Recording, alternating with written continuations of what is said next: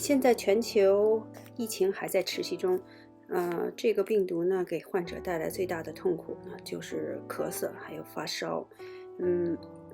我们今天这一期视频呢就来做一个川贝冰糖蒸梨，可以有效的治疗和缓解咳嗽症状，希望您能喜欢。视频之前还要嘱咐您一句，请多多支持，点赞、订阅、转发，打开小铃铛。那么我们现在就开始吧。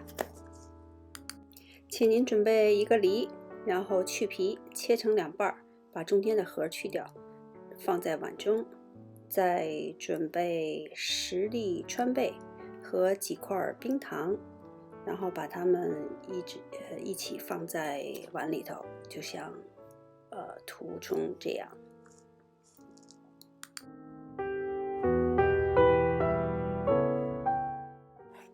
准备好蒸锅，放入适量的水，大火把它煮开，然后把它们放在蒸锅上蒸大约15分钟即可。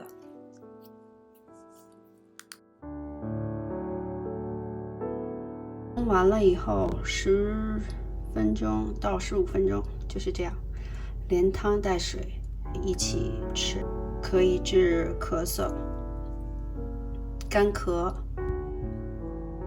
润喉、生津，你不妨一试啦。